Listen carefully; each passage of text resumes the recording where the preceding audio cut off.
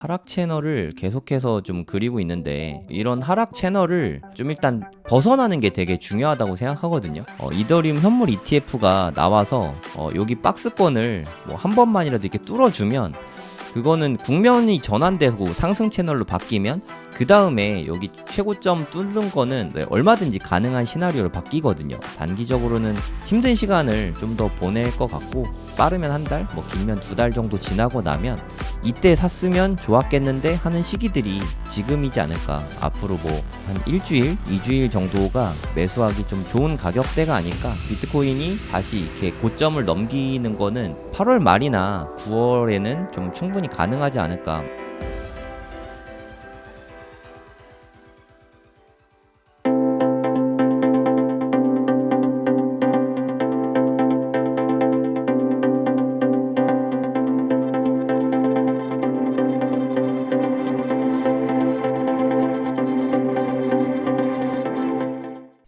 그리고 요즘에 되게 조용한데 이더리움 ETF 이야기가 뭐 요즘에 거의 없죠. 네. 완전 묻혔죠. 마운트 옥스 때문에 이더리움 ETF 얘기는 시장에서 거의 사라진 것 같아요. 근데 이거는 얼마 남지 않은 예정된 호재거든요. 이게 뭐 오래 걸려야 한 달 이내에 현실화될 호재이거든요. 근데 이더리움 현물 ETF는 제가 생각했을 때 뭐 남들은 뭐 이거는 별 영향이 없을 거다. 지금 같은 이런 하락장을 뒤집을 그런 힘이 없을 거다. 이런 얘기도 좀 많긴 한데 미국의 증시 자금이 지금 너무 풍부합니다. 보시면 이 나스닥이 정말 무시무시하지 않습니까? 이게 1시간 봉 차트인데 와, 진짜 이게 뭐 말도 안 돼 계속 오르고 있어요. 요게 1년도 채 안 됐거든요. 여기서부터. 근데 나스닥이 지금 막 45% 정도 막 올라가고 있거든요. 지수가 이만큼 올랐으면 개별 종목은 엄청나게 오르고 있겠죠. 그래서 미국 증시 자금이 지금 되게 많이 들어와 있거든요. 그러니까 미 증시 자금이 이렇게 많기 때문에 비트코인 이렇게 어려운 와중에도 비트코인 현물 ETF로 자금이 막 들어오잖아요. 근데 이더리움 ETF가 만들어지면 이더 쪽에도 자금이 들어올 수밖에 없다고 생각이 들거든요. 물론 비트코인만큼 그렇게 파괴력이 대단하진 않을 거예요. 저도 그것까지 기대하고 있진 않은데 어찌됐든 이더리움 ETF는 우리가 무시할 만큼 그렇게 좀 허접한 뭐 그런 호재는 아닌 것 같아요. 이거는 분명히 호재는 호재인데 이게 국면을 완전히 전환시킬 수 있을까? 거기까지는 뭐 생각하기 어렵지만 아무튼 호재인 건 확실합니다. 지금 보면 좀 하락이 점점 더 깊어지고 있죠. 하락 채널을 계속해서 좀 그리고 있는데 이런 하락 채널을 좀 일단 벗어나는 게 되게 중요하다고 생각하거든요. 좀 국면 전환이 필요한데 국면 전환을 좀 트리거가 필요할 것 같아요. 이더리움 현물 ETF가 어쩌면 그 국면 전환의 트리거가 될 수도 있다는 생각은 들거든요. 물론 그게 뭐 어떻게 될지 잘 모르겠어요. 하지만 이런 와중에 이더리움 현물 ETF가 나와서 좀 크게 여기 박스권을 뭐 한 번만이라도 이렇게 뚫어주면 그거는 국면이 전환되고 상승 채널로 바뀌면 그 다음에 여기 최고점 뚫는 거는 얼마든지 가능한 시나리오로 바뀌거든요. 이더리움 차트를 보면 이더리움이 사실 그 마운트 곡스랑 이더리움은 별로 관련이 없는데 이더리움 물량이 나오는 것도 아니고 이더리움도 4일 동안 무려 20%가 빠졌어요. 이더리움이 빠지면서 알트들도 다 같이 일제히 빠졌거든요. 그러니까 이더리움이 좀 알트를 이끄는 성질이 있는 것 같습니다. 요때 좀 이더리움이 많이 올라갔을 때 현물 ETF 소식 나오면서 엄청나게 올라갔죠. 그러니까 여기에서부터 여기까지 올라간 거는 비트코인 ETF가 승인되면서 이제 다음은 이더다 이런 기대감 때문에 이렇게 엄청 올랐거든요. 그러다가 안 될 것 같다라는 의견이 팽배해지면서 이렇게 많이 떨어졌고 그러다 갑자기 승인됐죠. 4월 23일 날 갑자기 승인이 되면서 이렇게 큰 폭으로 올랐습니다. 근데 이렇게 떨어진 거는 사실 이더리움 펀더멘탈하고 아무 상관이 없거든요. 그냥 물론 비트코인하고 묶여서 마운트 곡스 뭐 문제도 있고 그냥 덩달아서 원래 여기까지만 해도 얼마 안 빠졌었죠. 근데 금요일 날 덩달아서 같이 좀 많이 빠졌습니다. 그래서 이렇게 그냥 아무 이유 없이 빠진 거는 어떻게 보면 뭐 매수 찬스일 수도 있겠죠. 근데 저는 그 얘기를 드리고 싶은 게 아니라 이더리움 현물 ETF가 승인이 나면 그래도 저는 적어도 한 4,000불까지는 갈 거라고 생각하거든요. 뭐 한 달 이내에 뭐 언제 승인 날지 모르겠지만 만약에 한 7월 말쯤 승인 난다고 치면 8월 말 정도에는 이 이내에는 4,000불은 넘어가지 않을까. 뭐 저는 그렇게 기대를 하고 있어요. 기대를 하니까 투자했겠죠. 그러면 9월에 만약에 금리 인하도 되고 이게 현물 ETF 승인 나고 뭐 그런 일들이 합쳐지면은 그러면 좀 국면 전환이 세게 이루어지지 않을까 하는 생각도 좀 듭니다. 그러니까 저는 개인적으로는 비트코인이 다시 이렇게 고점을 넘기는 거는 한 8월 말이나 9월에는 좀 충분히 가능하지 않을까. 뭐 개인적으로는 그렇게 생각하고 있어요. 물론 뭐 더 늦어질 수도 있으니까 뭐 그건 참고만 하시고요. 뭐 저는 맨날 틀리잖아요. 근데 이게 고점 넘기는 게 가장 중요한 요소라고 생각이 들거든요. 근데 지금 이만큼 빠졌다고 해서 이제 하락장 시작이다라고 보는 거는 좀 무리수가 있지 않을까 하는 생각이 좀 들거든요. 일봉으로만 봐도 여러분들은 어떻게 보이세요? 네, 이게 이제 이렇게 많이 올랐는데 요만큼 조정받는 게 상승장 끝나고 이제 하락 시작이다. 그렇게 보이시나요? 그러니까 저는 그 마운트 곡스라는 10년 묵은 채증을 악재를 해소하는데 요 정도면 그래도 선방했다고 생각하거든요. 물론 뭐 저는 뭐 다 좋게 긍정주의자라서 다 좋게만 보는 경향이 있긴 한데 요 정도면 되게 잘 막은 것 같거든요. 그리고 사람이 내성이 있어요. 앞으로도 이제 마운트 곡스 뉴스가 계속 나오겠죠. 풀리기 시작했으니까. 예를 들어서 뭐 비트뱅크에서 이제 풀렸잖아요. 이제 앞으로 뭐 계속 풀리겠죠. 뭐 비트 스탬프에서 풀렸다, 크라켄에서 풀렸다. 이런 뉴스들이 나오겠지만 그때마다 이렇게 큰 폭으로 하락을 할까요? 저는 그렇지 않을 거라고 생각하거든요. 네, 이게 비트코인이 오르고 내리는 거는 물론 수급 물량도 있죠. 네, 공급이나 뭐 수요가 느는지 주는지 이 부분도 되게 중요한 건 맞지만 가장 중요한 거는 투자의 심리라고 생각하거든요. 마운트 곡스 물량이 나오기 전에 떨어졌잖아요. 나올까봐 두려워서 떨어졌잖아요. 앞으로도 마찬가지라고 생각합니다. 이제 비트뱅크에서 소량 한 1,500개 풀렸죠. 이게 저는 예방주사 역할을 할 거라고 생각해요. 마운트 곡스 빠졌는데 뭐 이 정도면 뭐 버틸만 한데? 라는 생각을 예방주사를 이미 한번 맞았잖아요. 그래서 앞으로 뭐 크라켄이나 비트스탬프에서 대량 매도 물량이 나와도 예방주사 한번 맞았으니까 물론 기침하고 뭐 감기는 걸리겠지만 사망은 하지 않을 것 같다는 거죠. 왜냐하면 예방주사를 맞았으니까. 그래서 마운트 곡스 역시도 그렇게 엄청나게 무서운 악재는 아닌 것 같습니다. 독일 정부 매도 물량도 한 5만 개에서 지금 뭐 1만 개 이상 팔았죠. 그래서 한 3만 9천 개. 3만 9천 개 정도 남은 것 같은데 뭐 이것도 앞으로 뭐 계속해서 나오겠죠. 네, 수급은 사실 뭐 단기적으로는 안 좋습니다. 안 좋은 게 사실이고 하지만 뭐 저는 좋을 거라고 생각을 하는 게 일단 미국 증시 자금이 되게 많이 들어와 있거든요. 그러니까 미 증시는 계속해서 날아가고 있는데 엄청 날아가고 있죠. 그럼에도 불구하고 비트코인은 최근에 계속 힘을 못 쓰고 있잖아요. 그러면 증시에 몰린 자금들이 증시만 계속 높아지면은 버블이 낀다는 거를 기관들도 알고 있을 거기 때문에 부담이 더해질 거예요. 그럼 대체 투자를 생각하게 될 거고 비트코인 쪽으로 증시 자금이 충분히 ETF 통해서 들어올 수 있다고 생각합니다. 그래서 단기적으로는 뭐 저도 안 좋게 보고 있어요. 네, 단기적으로는 힘든 시간을 좀 더 보낼 것 같고 빠르면 한 달, 뭐 길면 2달 정도 지나고 나면 그래도 이때 샀으면 좋았겠는데 하는 시기들이 지금이지 않을까. 앞으로 뭐 한 일주일, 2주일 정도가 매수하기 좀 좋은 가격대가 아닐까. 뭐 그런 생각이 일부 듭니다. 네, 이거 요즘에 트위터에 좀 많이 뜨고 있는 차트라서 좀 갖고 왔는데 한번 보시고 생각해 볼 시간이 됐으면 좋겠습니다. 이게 1월 달에 ETF 승인이 나고 그 다음에 뭐 한 20일 정도 빠졌거든요. 20일 빠지고 나서 그 다음에는 진짜 미친 듯이 올랐죠. 이렇게 미친 듯이 오를 때는 너무너무 사고 싶어 하거든요. 내가 더 샀어야 되는데 내가 한 번만 하락하면 꼭 사야지. 이렇게 마음을 다잡게 되거든요. 하지만 자기가 원하던 가격으로 이렇게 빠져주면은 막상 빠지면은 더 빠질 거야. 아니면 팔아야겠다. 라는 생각을 하게 되거든요. 이게 한 4만 달러까지 또 빠질 것 같은데? 라는 두려움에 휩싸입니다.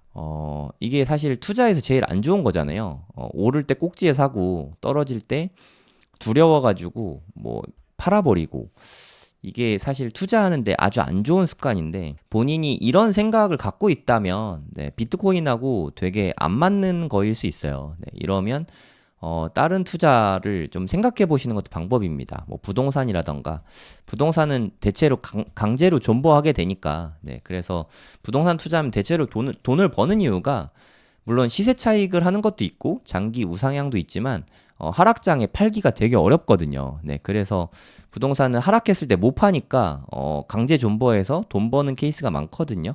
근데 비트코인은 매도하려고 마음만 먹으면 언제든지 매도를 할 수 있거든요. 그래서 좀 돈을 많이 잃게 되는 것 같아요. 많이 오르면 사고 싶어서 매수는 했는데 떨어지면은 두려워서 팔게 되니까. 근데 비트코인이라는 자산은 사실 진짜 너무 좋은 자산이라서 언제 어느 때 사도 그냥 장기 보유만 하면 다 수익을 얻을 수 있는 자산이거든요. 이렇게 장기 차트를 보면은 네, 다들 좀 많은 게 느껴지시지 않을까 봅니다. 네, 이렇게 해서 계속 우상향하고 있는 자산인데 물론 한 100만 원, 200만 원 싸게 사면 되게 뭐 기분이 좋긴 하겠지만, 매수 단가가 물론 중요하긴 하지만 이게 다는 아닌 것 같아요. 더 중요한 거는 보유 기간이라고 생각하거든요. 보유 기간은 4년 단위로 해서, 그러니까 4년을 보유할지 8년을 보유할지 12년을 보유할지, 이 보유 기간에 따라서 리워드가 달라지는 것 같아요. 그래서 기왕이면은 좀 큰 스케일로 보고 투자를 하시면 큰 돈을 벌 수 있지 않을까, 이런 생각이 듭니다. 물론 단기적으로 어떻게 될지 궁금해서 영상을 보시겠지만 앞으로 일주일 안에 어떻게 될지, 뭐 한 달 안에 어떻게 될지, 이걸 뭐 예측은 많이들 하겠죠. 네, 뭐 예측하는 거는 어디까지나 저는 참고용이라고 생각하고, 시나리오를 쓰기 위한 거죠. 이렇게 하면 내가 어떻게 대응을 할지, 저렇게 되면 어떻게 대응을 할지, 대응할 수 있는 시나리오를 만드는 것 뿐이지 이대로 어차피 움직이지 않습니다. 네, 현실이 어떻게 내가 생각한 대로 가겠어요. 이거를 뭐 예상하는 것도 불가능하다고 생각하고요. 일단 계획을 좀 세워 놓으면 좋을 것 같아요. 4년, 8년, 12년 장기 투자할 것인지, 아니면은 나는 단기로 트레이딩을 하려고 비트코인을 매수했는지. 트레이딩을 하려고 매수를 했다면 손절이 정말 중요하거든요. 좀 진작에 잘랐어야죠. 네, 만약에 트레이딩을 하려고 들어온 거라면 한 1, 2% 수준. 보통의 책에서 보면 리스크 관리는 손절은 2% 이내에서 자르라고 다 나오거든요. 물론 돈 들어간 돈이 아니라 전체 시드에서 이긴 한데, 아무튼 2% 이내에서 손절한 게 이게 되게 어렵거든요. 이렇게 할 수 있는 분들만 트레이딩으로 접근하는 게 맞는 것 같고, 이게 현실적으로 잘 안 되잖아요. 우리 2% 손절 잘 못 하잖아요. 존버를 잘하지. 그러니까 존버를 잘 하시는 분은 저는 이 정도 해야 존버라고 생각합니다. 뭐 끼케야 한 달, 두 달, 뭐 이 정도 갖고 있으면서, 그리고 지금 좀 빠지니까 두려워서 팔면서 존버를 이야기하기에는 네, 너무 엉덩이가 가벼운 게 아닌가, 그런 생각이 들거든요. 존버에서 돈 번 분들은 정말 너무너무 많거든요. 그래서 이분들을 참고하고 싶다면 네, 장기 보유하는 게 답인 것 같습니다. 제가 제일 기대하는 건 이제 장이 또 열릴 텐데 미 증시 자금이 좀 많이 들어와 줬으면 하는 바람이 있어요.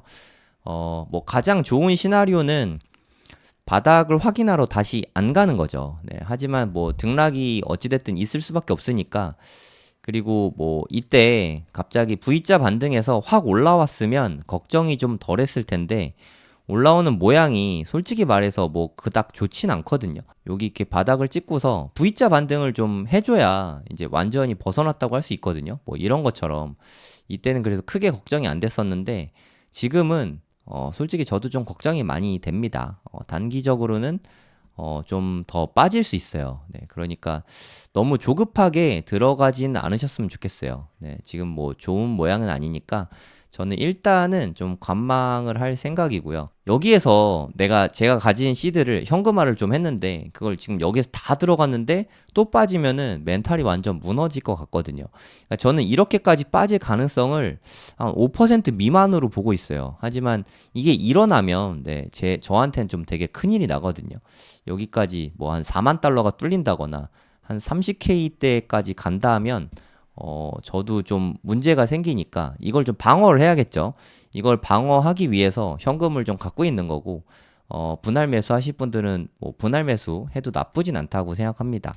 지금은 좀 누구나 다 어렵고 힘든 때라고 생각해요. 네, 제가 트위터나 유튜브 통해서 많은 사람들의 의견을 보는데 지금은 좀 공포에 다들 많이 쌓여 있는 것 같습니다. 이렇게 한번 크게 빠지면 기술적 반등이 있을 수밖에 없죠. 네, 지금은 그 정도밖에 안 돼 보여요. 솔직히 말씀드려서 뭐 되게 좋은 얘기 많이 해주고 싶은데 희망회로 섞인 그런 말씀을 좀 드리고 싶은데 제가 보기에도 지금 차트는 여러모로 상당히 안 좋습니다. 이게 1시간 봉인데 보통 이렇게 큰 폭으로 빠졌으면 반등이 좀 세게 나와야 되거든요. 네, 여기까지는 이렇게 좀 올라와 줘야 그래도 다행이다. 이제 좀 상승으로 갈 수도 있겠다라고 볼 텐데 사실 좀 조금밖에 안 올라왔어요. 58K까지 올라왔거든요.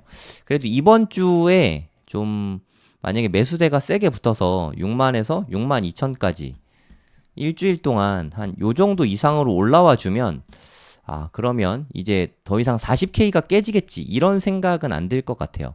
한번 이제 하락을 하더라도 좀 일주일 내로는 한 6만에서 6만 2천 달러를 좀 찍어줬으면 좋겠습니다.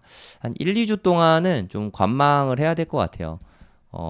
중요한 시기고 많은 분들이 좀 두려워하고 있을 것 같은데, 근데 비트코인은 뭐 늘 이겨내긴 하거든요. 근데 이겨내긴 하지만 어디까지 아팠다가 이겨내냐 이게 좀 핵심인 것 같아요. 그게 좀 제일 어려운 부분이지 않을까. 많은 사람들이 가장 두려워하는 이유가 이때 큰 폭의 하락이 있었잖아요. 붓다빔 때문에. 붓다빔은 저도 이게 제가 비트코인 투자하면서 가장 단기에 좀 아프게 맞았던 경험이기도 하거든요. 이게 여기서부터 보면은 34일 동안 일어났지만 여기서부터 보면은 불과 일주일 만에 40%가 빠졌거든요. 기간이 되게 중요하잖아요. 일주일 만에 40%. 이 공포가 지금 코인 투자하시는 분들은 아직 다 남아있는 것 같아요. 이게 또 상승장 중에 조정으로 나타난 거니까 이 조정 준 다음에 이렇게 크게 또 다시 오르긴 했잖아요. 상승장 중에도 이만큼이 빠질 수 있다는 게 비트코인의 진짜 무서운 점인 것 같습니다. 그래서 요때 때문에 다들 좀 두려워하는 것 같은데 저는 이렇게까지 빠질 것 같진 않거든요. 솔직히 말씀드려서. 왜냐하면 2020년 코로나 빔 이후로 진짜 많이 올랐거든요. 너무너무 많이 올랐거든요. 한 14배가 올랐거든요. 14배 오른 다음에 마이너스 50% 맞은 게 이게 붓다빔이거든요. 그러니까 한 1300% 이상 올랐는데 그 다음에 50% 빠진 거는 뭐 충분히 그럴 수 있지 않나요? 14배 오르는 동안 좀 버블이 많이 끼게 되니까 저는 충분히 그렇다고 생각하는데 이번에 상승폭을 한번 보세요. 물론 조금 오르진 않았어요. 꽤 많이 오르긴 했습니다. 최대 폭을 보면은 한 4배 정도 올랐어요. 4.5배 정도. 그러니까 4배 오른 다음에 마이너스 50%.